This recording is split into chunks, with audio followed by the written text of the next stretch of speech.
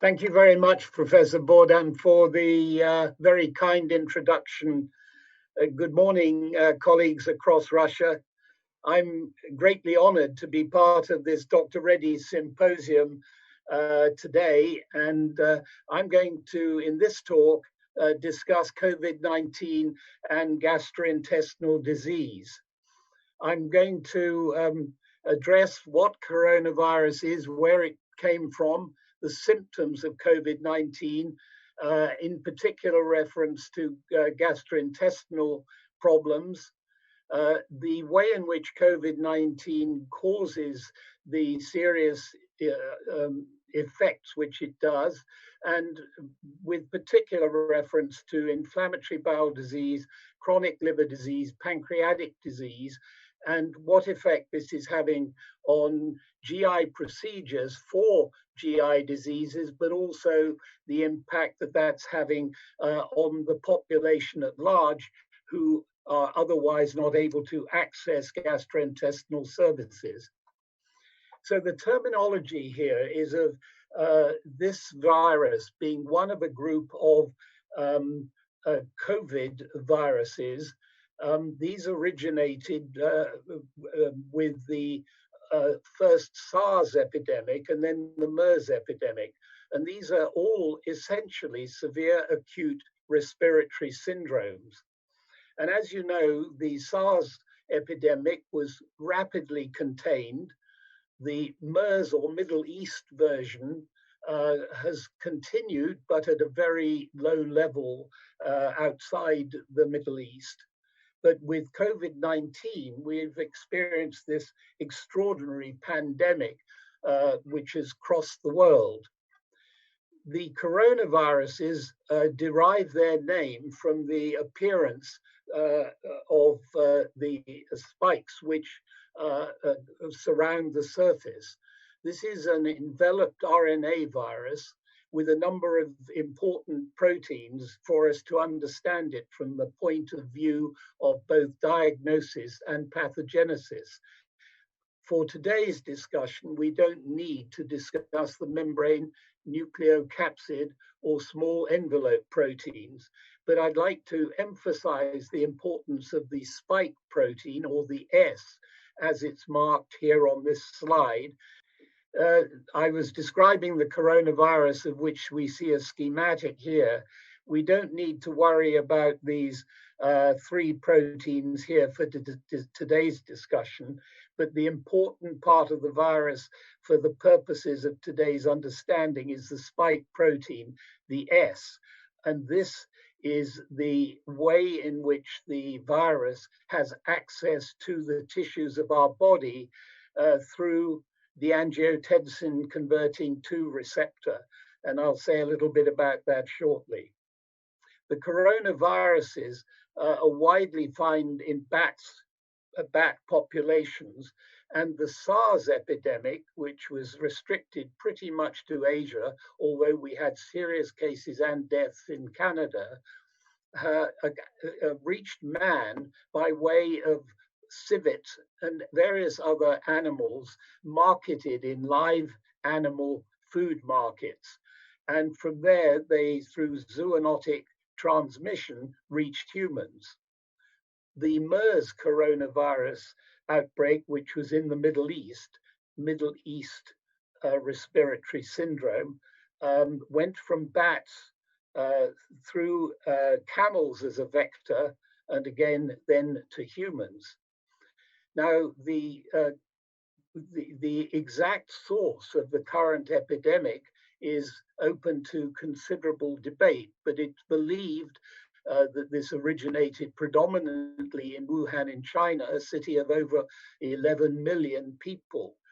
And it was thought that these cases, at least several of the first cases, appeared to be linked to the Huanan wholesale seafood market, where a number of live species allowed the potential for this virus to reach humans in this market. Of course, one of the most likely ways that these viruses spread is a loss from a containment laboratory. And there is certainly an internationally recognized virus laboratory in Wuhan that has been investigating these viruses for many years.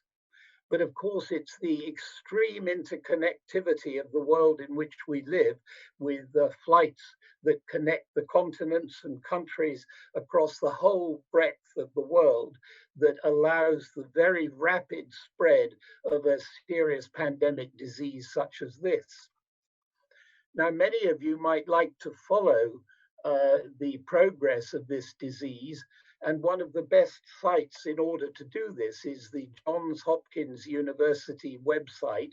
And this is the dashboard, and I made this slide last night, June the 9th.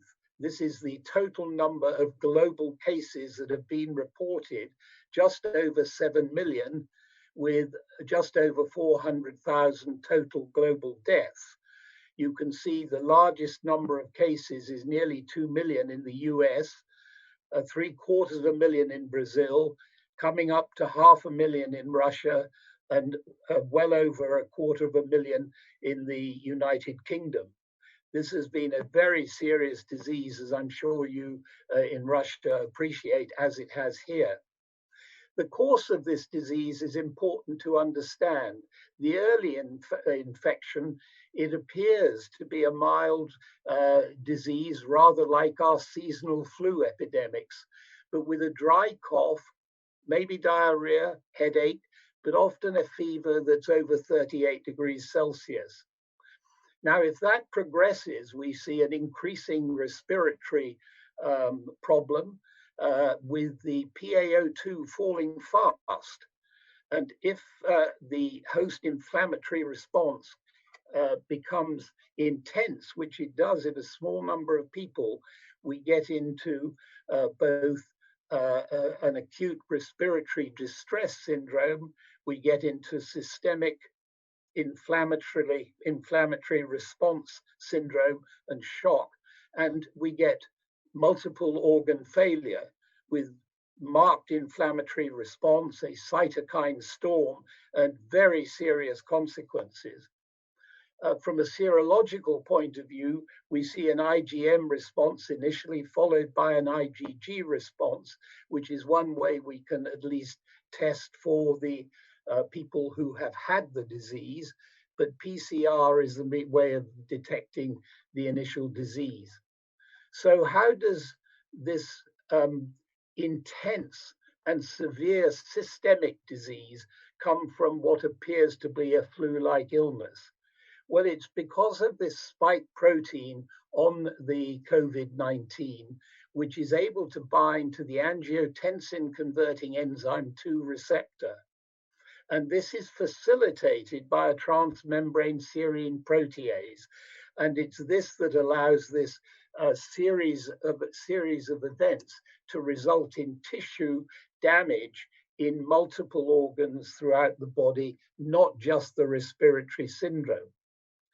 Now, the relevance for these receptors in gastrointestinal disease is that age, inflammation, and disease location are critical determinants of intestinal expression of the ACE2 receptor, particularly in inflammatory bowel disease. There are a lot of ACE2 receptors in the terminal ileum, 25-fold higher than in the colon in normal controls, but in IBD patients, 10 times higher in the terminal ileum than the colon. Now, the importance here is that as these receptors increase, there is obviously a greater opportunity for the virus to bind to more receptors and hence cause more damage. We know that this transmembrane protease is critical for pathogenesis by facilitating the binding of the virus to the cells in both the lung, the intestinal tract, and indeed the liver and elsewhere.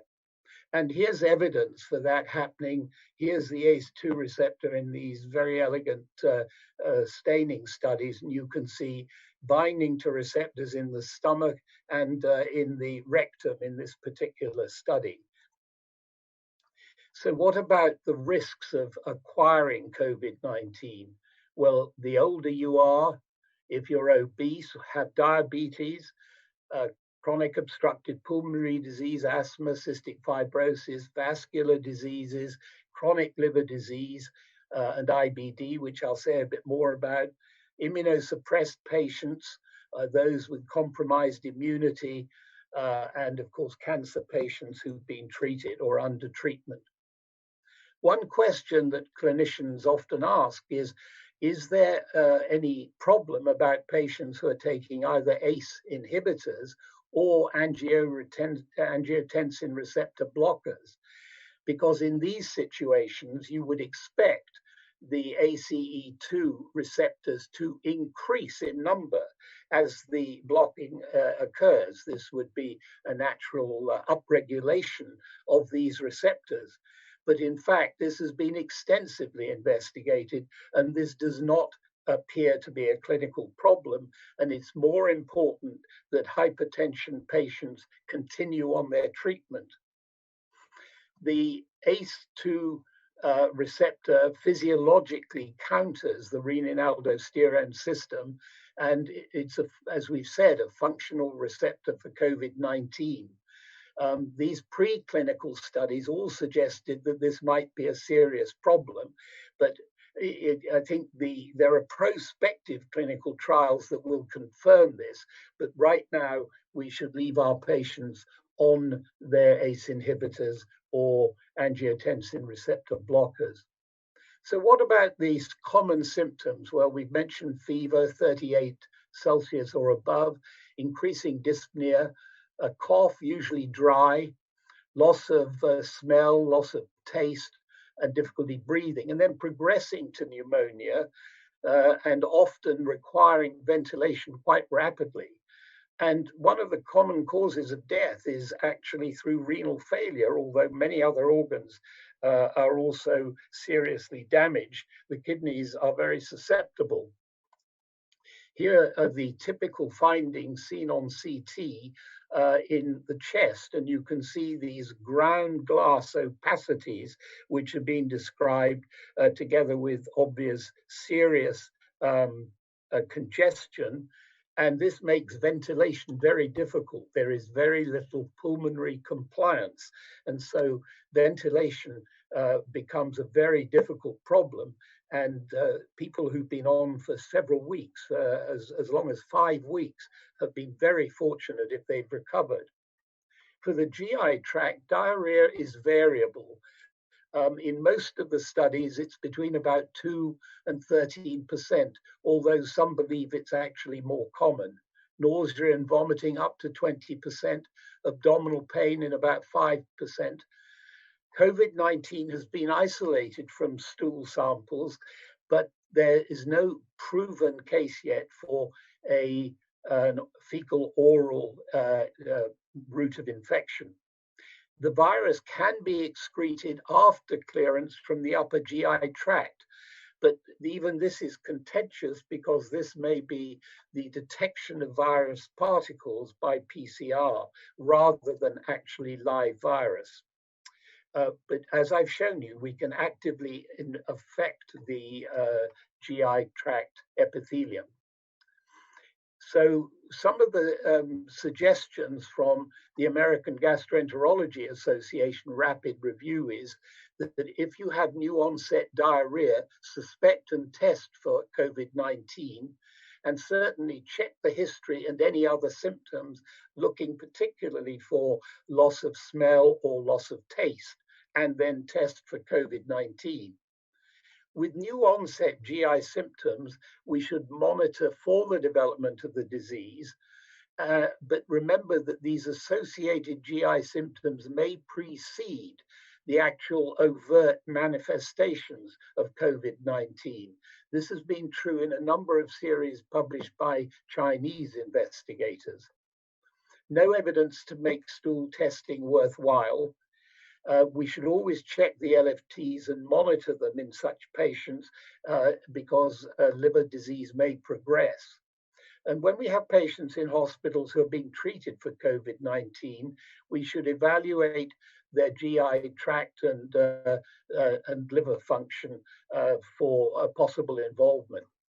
And you'll see here in this interesting series published from China, you'll see those with GI symptoms, those without.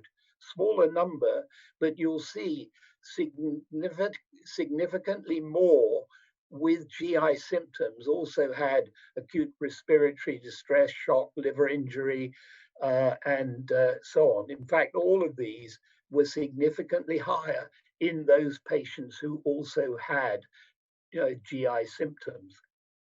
Looking particularly at IBD, we see that the cancellation of endoscopies for IBD patients has been very common.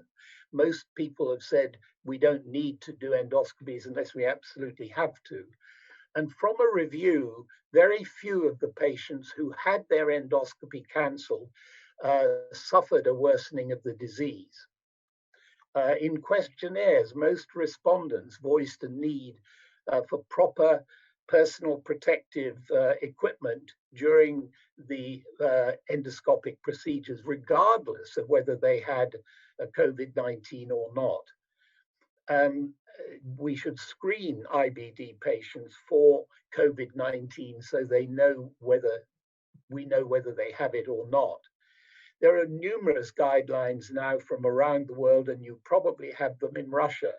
The British Society, the Canadians, the Europeans, and the International Organization for IBD all recommend that we should continue IBD treatment and minimize the use of corticosteroids, as we heard from the last speaker. The British Society and the Europeans also discourage the use of thiopurine drugs and advise caution with combination drugs. But there's no data in favor of one class of biologics over another. When we look at the liver findings, the Americans have done a very large meta-analysis published a couple of weeks ago. They looked at 47 clinical studies, mostly hospitalized patients. You'll see diarrhea was reported in 8%, nausea and vomiting in 8%, abdominal pain in about 3%. And you'll see that there were abnormal LFTs in about 15% of cases. When we looked at the studies outside China, these figures tend to be slightly higher than in China, which may reflect how closely they were looking at this. But the important thing here is to remember that, of course, ACE2 receptors are also present within the liver, and that the cytokine storm that is released with systemic inflammatory response syndrome may actually originate in large organs such as the liver. The question of the pancreas has also been raised, and a look at this particular literature suggests that about 17% of COVID patients who have pneumonia have a suggestion of pancreatic injury because of an increase in their pancreatic enzymes. About 16% serum and lipase and amylase are elevated, but only about 7% actually have changes on a CT scan. These cells in the pancreas also express ACE2, which means that COVID-19 is a truly systemic disease. It's getting everywhere. But we know that amylase and lipase are not particularly specific for pancreatic disease. And so it's not clear that this is necessarily of pancreatic origin, particularly as the pancreatic changes are so much less.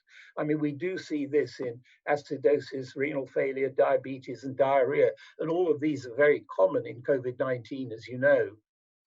So what's actually happening with the procedures, which are such a major part of gastroenterology practice? Well, emergency procedures are still important in COVID-19 patients because they may require unique management decisions, especially if they have serious upper or lower gastrointestinal bleeding, or they need a PEG tube for feeding, for example.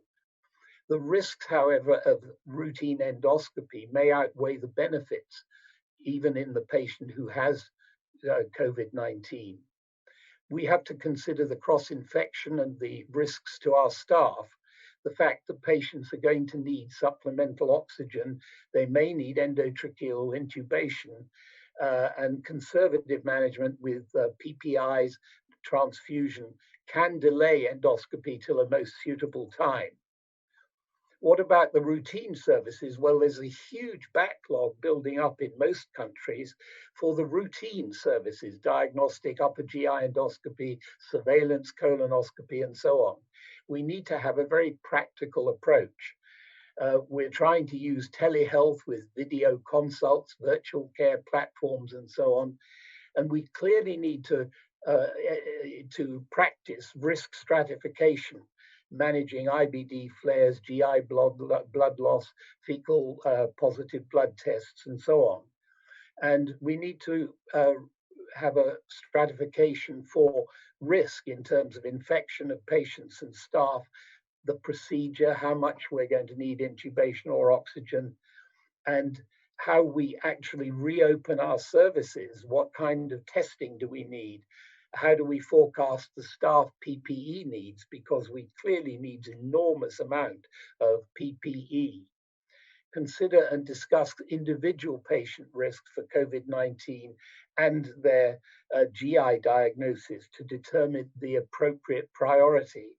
Then you can use last slide here, almost the last slide as we get to how do we practice is here you've got the relative risk of COVID-19 and the procedure, and here the medical urgency. So if the medical urgency is low or high, if you've got a situation here where COVID procedure risk is low, but the priority is high, we should proceed with the endoscopy or surgery or whatever it is that is being considered. Here, perhaps we can be very conservative and wait until we're in a better position to be able to deal with procedures. The American College of Surgeons geriatric surgery program, because patients, the elderly patients, particularly those over 75, are at risk of all sorts of things, particularly the COVID-19. One wants to be as conservative as possible, and it's only when you're in this box up here where you've got the highest COVID risk and the highest medical risk and urgency that one has to try to optimize all that one can do before a procedure and have a very carefully planned procedure to get a better outcome.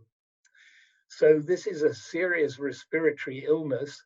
Most cases are mild with fever, cough, myalgia, fatigue, shortness of breath, but this may progress to systemic inflammatory response syndrome and lead to death.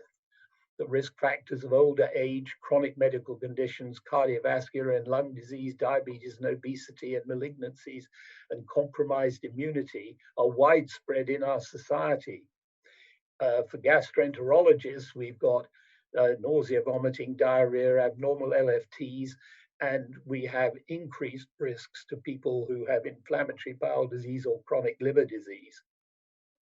And certainly those who have GI manifestations appear to be at greater risk overall. We certainly find the virus in stool, but the fecal-oral route has not been confirmed. There's no real data on the effect of immunosuppression on susceptibility or disease course. We should not stop treatment for prevention, but follow general precautions recommended for at-risk groups.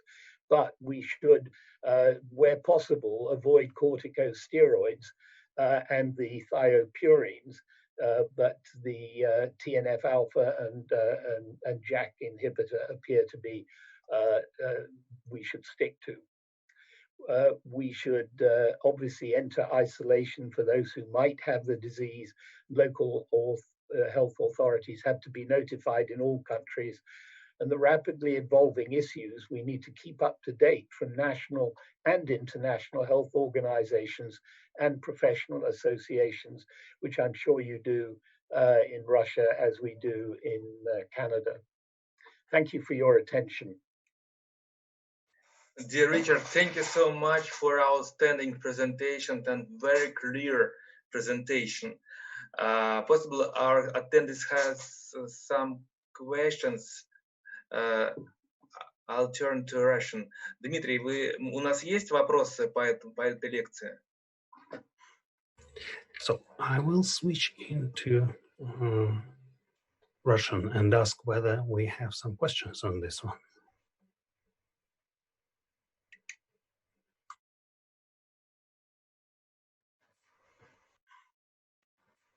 Все вопросы в чате. Есть вопросы в чате, да? So yeah, we have some questions. Richard, possible we will make answer and question answer session after your second lecture, and I hope we will move to the next lecture. Okay. Коллеги, вторая лекция профессора Ханта будет посвящена Dear colleagues, Professor Hunt's second part of the second presentation will be devoted to the threats that gastropathy and gastroenterologist viewpoint and on induced gastropathy. We've had an international consensus to educate the former USSR countries, gastroenterologists, and Richard will present that data. Thank you very much, Dmitry. And can you confirm that you can see the screen? Can you see the yeah, great. Slide? Yes. You see the slide? Okay, great. Thank you. We can see. My second talk is going to be about NSAID-induced gastropathy, or NIG, and I'm going to give a gastroenterologist's viewpoint. And because of time and the very deep complexity of many aspects of this condition, it'll be a personal view, leaving out many things that I'd like to discuss. So our chairman has stressed that we recently had a consensus, the ICON-G consensus on NSAID-induced gastropathy, which I know many of you in Russia are familiar with.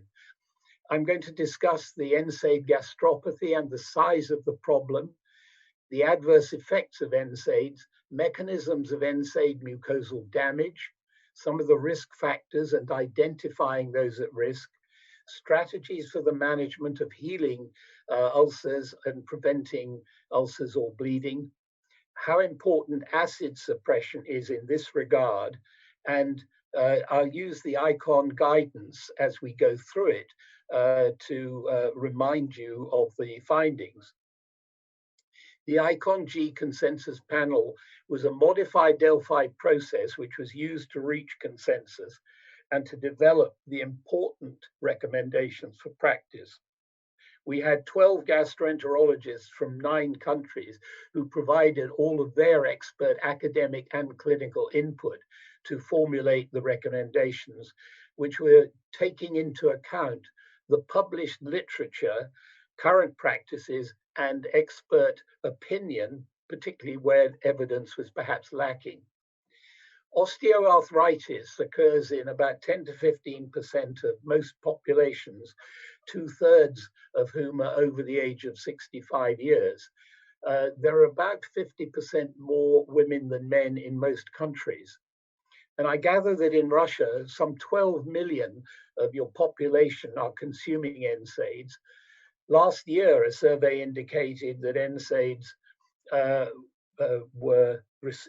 patients taking NSAIDs were receiving gastroprotection. that now this has already increased as a result of wide publicity for the ICON-G consensus, has almost doubled. Clearly in Russia, NSAID-induced gastropathy prevention is mainly using omeprazole because of the approved protocols and standards set by your Ministry of Health, which is important, and we'll come back to that issue in a little while. In Russia, referring to many of these conditions with the term rheumatism, about 9% of patients who have gastric or duodenal ulcers were found to be taking NSAIDs. This is a large number, and rather fitting in with our expected 1.5% of patients developed upper GI bleeding. About half of those questioned had GI symptoms, heartburn, epigastric heaviness and discomfort. About half had associated reflux and dyspepsia. There's obviously a lot of overlap between those two. And about a third of the patients were taking medications for GI symptoms in this survey, which was from 2005.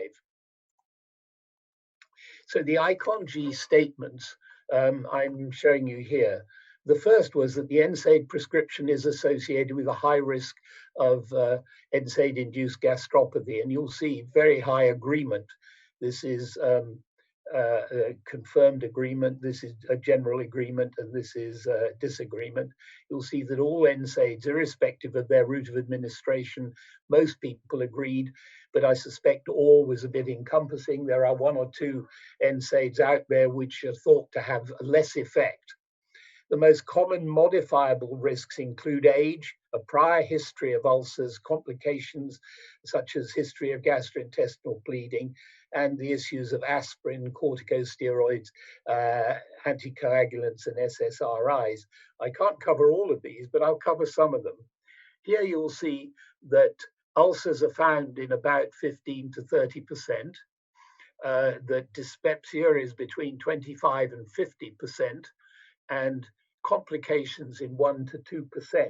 So those figures we saw from your country are fitting in pretty closely with these. So what about the mechanisms of damage? And I won't go into this in great detail, but NSAIDs are generally acidic molecules, and they cause local topical damage or through its systemic effects, through microvascular injury. The direct effects of acid increase back diffusion. You get trapping of the acidic molecules within cells, and ionization leads to damage and breakdown of those cells, and hence gastritis and then ulceration. There are the prostaglandin-mediated effects which contribute to that, loss of defensive factors, and then the microvascular injury, which leads to increased adhesions so that neutrophils going around in our circulation adhere to the wall, and then we get microvascular thrombosis and ischemia. That can lead to ulceration. And here from a recent review in Nature Primers on GI bleeding, we have this very nice diagram showing that H. pylori can be affected in the damage to the mucosa. Acid and pepsin is damaging, and the NSAIDs and aspirin can all add topical effects here to this breakdown, together with the thrombosis locally, which I just mentioned. So the risk factors include being over the age of 60 or 65, a history of ulcer complications, major illnesses, severe comorbidities, a new user, somebody who's never had it before, H. pylori infection, individual NSAID or aspirin risk, high doses, multiple NSAIDs, and the danger here is for physicians who prescribe an NSAID, but the patient doesn't feel it's doing well enough, and they then go to a pharmacist and buy their own treatment and take it at the same time, and the prescribing physician doesn't know about it. So prescribed NSAIDs and over-the-counter NSAIDs are a huge risk. Some extra risk from corticosteroids given at the same time, and particularly from anticoagulants and the antidepressants, the SSRIs. Smoking and alcohol add a little extra risk. But you'll see that if you increase the number of risk factors, so you have age and you have a history of previous ulcer and you're taking 2 NSAIDs or you're taking high dose, you'll see that these risks go up dramatically over quite a short period of these effects. What about the risk over time? It used to be thought that the longer you were on the NSAID without having a problem, the less likely you were to get a complication. But we know from this Vigor study that in this group here taking naproxen for 12 months, you'll see that the risk is absolutely linear, which tells us that the risk each day to somebody taking an NSAID is the same. So there is no change over time. It doesn't get less. So a patient who's been on it 2 years is just as much at risk as somebody who's been on it for a week. So what about some of the other recommendations? Well, H. pylori infection increases the risk of developing gastropathy. It's suggested that physicians consider H. pylori infection and treat it present prior to prescribing NSAIDs. Not a particularly high agreement here, but taken together, the 2 agreements are clearly enough for this to pass as a major recommendation. I'll show you how important it is in a moment. We should always emphasize that we should not prescribe NSAIDs unless they are absolutely indicated. And we do need to consider all of these risk factors as we do so. We should educate our patients against self-medication and ensure regular follow-up for those on long-term or high doses. And we need to follow patients on long-term treatment regularly and monitor for other comorbidities and risks, because they will change over time, particularly in people in their 60s or 70s. So what about Helicobacter pylori? Well, here is a meta-analysis done by my own group a long time ago now, but it's still an important study. Here is the risk that you see if you, for peptic ulcer, the risk in people who have no infection and are not taking NSAIDs. It's about 6%. And we've known that that's the sort of risk in the population. We've known that for a very long time. So what happens if you actually have H. pylori infection and you're not taking an NSAID? You'll see that that rises here to 26. So the odds ratio for these two, if you have H. pylori, you know that it's a major risk factor for ulcer. So what then happens when we look at NSAID takers? If you're taking NSAIDs and you are not infected, your risk, you can see here, the percentage risk is about 1 in 4. But if you also have H. pylori infection and you're taking NSAIDs, it's 1 in 2. So you can see that taking NSAIDs and having H. pylori infection, the odds ratio is 16 times that of having no infection and not taking NSAIDs. I do need to mention the issue of COX-2, and that's because you'll be aware that the COX-1 is constitutive, that it influences particularly the prostanoids, which help protect our upper gastrointestinal tract. COX-2 is related to inflammation and the inflammatory stimulus, and COX-2 can be inhibited by the Coxibs, and that then prevents inflammation and so on. What we need to remember is that there are studies that show that the use of acoxib, in this case celecoxib, reduces the risk of ulcer to close to placebo levels. It doesn't abolish it, but it reduces it markedly as compared to an NSAID, in this case naproxen alone. And that it will also reduce the risk of the cumulative incidence of complications in comparison with taking regular NSAIDs. There's a very marked reduction over a 12-month period. But as you know, there were serious concerns about the safety of the Coxibs, particularly with regard to cardiovascular problems. And I'll mention that as we get to the end. So what strategies do we actually have to reduce the risk of gastroduodenal mucosal injury with NSAIDs? Well, we can do co-therapy with a non-selective NSAID and an acid-suppressing drug or misoprostol.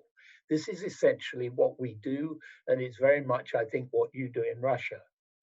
We can improve and mitigate this problem by eradicating H. pylori infection when it's present. Or we can use a selective COX-2 inhibitor, which is actually a very expensive thing to do, but there are certain advantages further down the GI tract, and I'll mention something about that at the end. We can use co-therapy with the selective COX-2 and an acid-suppressing drug or misoprostol, what we'd say in English, a belt and braces approach for a patient with very serious high risk. We know how well these principal initial therapies that I mentioned work. This is a Cochrane database which has looked at all the risk for gastric ulcer and duodenal ulcer, looking at protective studies. H2 receptor antagonists at standard dose reduce the risk of gastric ulcer, but you'll see that the confidence intervals exceed 1. So this is not significant. For duodenal ulcer, a standard H2RA reduces here significantly. If we use a double dose, we get significance for reducing the risk of gastric ulcer, and we do slightly better with duodenal ulcer. If we use misoprostol, not widely available now in most countries because of adverse events, we do get a significant reduction of both gastric and duodenal ulcer. And for PPI standard dose, you'll see that we get a significant reduction in both gastric and duodenal ulcer, and these are actually better than any of the others that are there. We can see that reflected here in clinical trials, which reflects pretty much the same thing. High dose H2s doing slightly better than low dose, PPIs doing better than both. PPI directly versus H2 receptor antagonists over a 6-month period, highly significant reduction for both of these PPI strategies. What about the rate of GI bleeding and are reducing it that? Here's a patient with no prior GI bleed taking non-selective NSAIDs. Here's patients who've had recent GI bleed taking non-selective NSAIDs, no gastroprotection. You'll see they have a very high risk in that next period of 6 months. Here's a recent GI bleed taking non-selective NSAIDs and continuing with a PPI. And you'll see that this is brought down by 60%. And if we take a recent GI bleed with COX-2 selective inhibitor, the results are about the same. But if you take the COX-2, COX-2 selective inhibitor and the PPI, you'll see the belt and braces really did work in this high-risk group. So there is potentially still a place here for a COX-2 plus a PPI, although COX-2 alone is not conferring a great deal of advantage. So what is the potential problem of the PPIs as they currently exist? Because while we advocate it, we do have to recognize that it may not be the perfect answer. And one of the problems is that PPIs do not control acid secretion,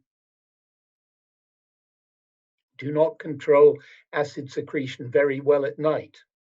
Here you can see this marked acidification in the stomach at night. And this is despite taking the PPI twice a day. Now, what is happening here? You see this goes down to a very acidic pH. And here's a study from my own group in which we looked at esomeprazole, 40 milligrams daily. Here you can see that the pH was below or equal to 2 for 40% of the nighttime period. This is very acidic indeed. Now, this is actually a problem when we think about many of the NSAIDs we currently use, because many of our NSAIDs, take naproxen, for example, you give it twice a day, it goes through an enterohepatic circulation. So the drug is absorbed from the small intestine, it gets metabolized through the liver, and it gets re-excreted through the bile duct. When it gets down into the small intestine again, it can reflux back into the antrum of the stomach, and you are back to the same problem. So ideally, we must take our PPI twice a day in order to be able to minimize this risk. And even then, we know that there's going to be a lot of acidification at night. Now, that means that we have to make sure that we're taking a PPI that is a good PPI. Now, this is a very important review that was published looking at generic drugs, and it looks at a whole number of generic drugs, but here I'm looking at PPIs, and this is just omeprazole PPIs. Here is the control, no drug. This is the brand omeprazole here. These are generics over here. And you can see there's a lot of variation here for the median intragastric pH. And here, the proportion of time the pH is above pH of 4. And you'll see that these are all significantly less good. There's infinitely more variability. And this one here, for example, is hardly having any effect at all. So you must be very sure that the drug you're using is going to do what it's paid to do. And I do know that you've got studies, for example, in Russia, in which you've looked at differences between OMES and some generics here with regard to maintaining this level above pH 4. And you can see that the suppression is just retaining it here, but this is what you want to do. You want to be comfortably above it. And of course, that becomes very important in the fact that you do want to use a product which is listed, which is produced according to international standards and which is approved in your Ministry of Health drug list. And that goes for rabeprazole as well. And so please believe me that this is not just a marketing comment. This is very serious stuff because the PPIs are not as good at managing the night as we would like. And there are modifications of the molecule which are helping, but I'll say a little more in just 1 minute. I mentioned earlier that Coxibs are associated with cardiovascular toxicity. That's where we first observed this, but it's probably true for almost all of the NSAIDs. There's a huge amount of data. So this is probably a general effect of blocking COX-2, not just specific. There's a question of whether we can use low-dose aspirin, which can decrease that risk with an NSAID or Coxib. But if we do that, we do need to remember that aspirin also increases the risk of the GI complication. So this is an area of very important consideration and discussion in which we did not make particular recommendations on for ICON-G. Maybe a reason for updating those guidelines in due course. NSAID users at GI risk should receive prevention. We agree that ICON-G recommends it, and I think an increasing number of physicians in Russia appear to be doing it. And we may well use PPI for dyspepsia as well, so you get a double benefit there. Co-therapy with a PPI is the preferred approach for prevention of gastropathy. The alternatives are H2RA or misoprostol if available, generally well agreed. No difference in effectiveness between different PPIs. All available brand PPIs at recommended dose have similar efficacy in reducing the risk. But I stress the point, as I've just shown you, that you've got to be careful that you're not using generics, which are like firing a gun with a blank cartridge. It suggested that physicians consider continued prophylaxis with a PPI when NSAIDs are prescribed, particularly in the elderly. And of course, the real issue is the risk factors for gastropathy. And you need to have a high index of suspicion for the onset of NSAID gastropathy, and you need to ask the right questions. This is a paper that's published in BMC Medicine in 2015, which gives a very good overall comprehensive analysis of these expert consensus. And it would be a helpful read in association with all this other information. And lastly, we suggest that the risk physicians take this very careful history, perform laboratory tests when starting NSAID treatment, know what the hemoglobin is, for example, and while check for H. pylori, while PPIs are the preferred drugs, some choice of GPA in treatment doses is recommended for patients diagnosed with NIG, in other words, BID dosing. Now, that was a bit contentious, but it's an important factor, and I hope I've shown you why the twice a day is important. Fixed dose combinations of NSAID and a protective agent are not recommended in patients with gastropathy. So the summary in terms of what you do is, as clinicians, identify the risks, ask all the questions, categorize the patients as low, moderate, or high with regard to risk, choose the treatment, and advise the patient on ways to minimize the risks of NSAID-induced gastropathy. So these are widely used to control pain and inflammation, readily available over the counter, which does confuse things. Good drug efficacy also increases their use. Patients don't usually take drugs unless they work. Gastrointestinal complications, particularly gastropathy and upper GI bleeding, remain concern for the prescribing physician. The risk increases with high dose or long-term use of NSAIDs, especially in the elderly. Recommendations are needed to guide clinicians to safe and sensible NSAID use to minimize the risk.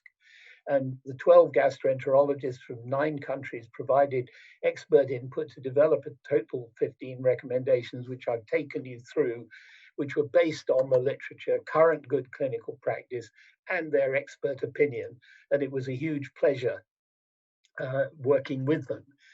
Now, what I didn't really go into in detail were Coxibs. I've given you 1 or 2 reasons why it's important that we know about them. We can't ignore them. The cardiovascular risks of Coxibs and NSAIDs is a very important area for ongoing interest and discussion, because we have to balance the cardiovascular and GI risks when we write our prescriptions. There's also an important changing distribution of NSAIDs. We're seeing more and more papers drawing attention to the to NSAID lesions occurring in the small intestine and the colon. And of course, the PPI is not going to protect there. Misoprostol might, but we don't know that yet, but it may be the best bet. Future preventive treatments could be longer acting delayed release PPIs, and there's certainly several in development. And new anti-secretory drugs like the potassium channel acid blocking drugs, which are really only available at the moment in East Asia. These are extremely effective in this situation because they control nighttime secretion very, very well. And new anti-inflammatory drugs. My Canadian friend John Wallace has produced sulfhydryl donating non-steroidal anti-inflammatory drugs. And these are a follow-on to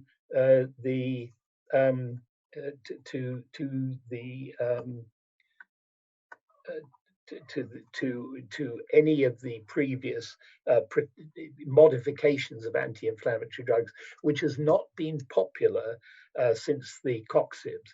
But these are able to achieve what nitro-donating drugs have failed to do. They lose their nitric oxide side chain so rapidly that the effect is lost. Sulfhydryl residue actually has a similar effect to nitric oxide, but it's much longer lasting. So these drugs, which are now in development, the latest clinical trial has been very positive for this group of drugs, may in fact offer a solution in which we have a very effective NSAID with virtually no gastropathy at all. So with that, thank you very much for your attention. Thank you so much, Professor Hunt, for brilliant presentation. Personally, for me, it was a great honor to be part of the team of ICON-G. I studied a lot, and I think it's very important to implement this recommendation in our clinical practice. We have one question in our chat. Can PPI drug use together with NSAIDs or steroids when we are giving the patient the prevention of NSAIDs-associated GI problems? Sorry, can you repeat that? The question is, can PPIs drug used together with NSAIDs? I think it's absolutely clear, of course, but I would add some question. How long should we use PPIs with non-steroid anti-inflammatory drugs? First question. And second, should all the patient taking NSAIDs also take PPIs? The first one, I think you're going to, it's basically for life. If the patient has osteoarthritis and is not lucky enough to perhaps get a new hip or a new knee, if there's a replacement surgery planned, then that patient will be able to get off both the NSAID and the PPI. So it's really as long as it's needed, and that's as long as the anti-inflammatory analgesic is needed. The second one was the. Should all the patient taking this drug also take PPIs? Yeah. I think your Ministry of Health would probably be pretty upset if I said yes to that, because, but Dr. Reddy's would say wonderful. I think we should do what we said in ICON, which is take the approach to identify the patients at risk. Now, everybody is at risk, but as I showed you, that risk is actually quite small if you have none of the other risk factors. But, you know, at the age of 65, you're likely to see many of those risk factors in many of the patients. And as I stressed, it isn't just one risk factor. Every risk factor is added to the previous one. And it probably isn't just an addition. It's actually multiplies the risk so that you get up to, you know, high risks of 30-fold and 30 to 40-fold. You know, if you have the H. pylori and you're taking high dose and you have a patient who goes down to the pharmacy and buys themselves an over-the-counter ibuprofen or naproxen and takes it in addition to whatever you've prescribed. So the answer is a far larger proportion than the 5.7% that the recent Russian survey suggests. That needs to go up a long way, probably well up into the 20 to 30%. There's a huge headroom of patients who are out there at risk coming in and costing the healthcare system a lot of money for emergency endoscopy, blood transfusion, whatever. Thank you so much. I'll check if we have some other questions in our chat. Дмитрий, помогите мне, есть ли здесь что-то? I can see just congratulations for the great talk from you and for new data regarding COVID-19. So it's absolutely new information, debatable information. As for me, we have some discussion. If patient has GI presentation of COVID, what should be with lung? Would be pneumonia harder, or maybe if patient has diarrhea before other presentation, it will be not so severe disease, and maybe patient will be able to avoid pneumonia. What do you think about it? I think that looking at the data that I showed you, there was a higher association with pulmonary disease in the GI group. And of course, I think one of the problems that I have with the pulmonary disease is I looked after a lot of children years and years ago before I was really a gastroenterologist. And I was very interested in acute respiratory distress syndrome in children, which was usually in the neonate. But my interest since then in talking is that this particular respiratory distress syndrome is very different. And it's a big problem because many respirologists were not appreciating at the beginning of this that the compliance of the lung was virtually non-existent. The lungs lose the compliance because the tissue is so edematous, the alveoli are full of exudate, and the ventilator can't push against it. And so that's rather different to the acute respiratory distress that you get with people with chronic obstructive pulmonary disease. And so I think something that people have talked about here a lot was to use CPAP much earlier. So there's been a lot of emphasis in the UK. Part of the reason to begin with was we didn't have enough ventilators. So people were introducing CPAP as a means, and we've then developed a whole number of CPAP machines, and that has meant that a number of these people have not needed to go on to ventilation because their oxygenation was maintained adequately with the CPAP, and that gave time for the lung to heal and to get over the pneumonia. But then other people, you know, were on for weeks and then died because you can't be on a ventilator for 5 weeks and expect to live. So I think that the message I get from all of this and from your first speaker is that this is a systemic disease.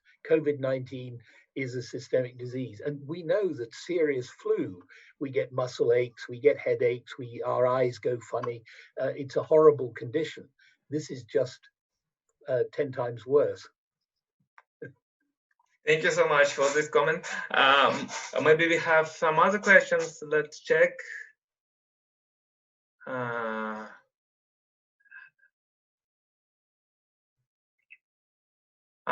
The question regarding COVID-19 and drug hepatitis. Maybe it's related with some drug which we have to use to treatment of COVID.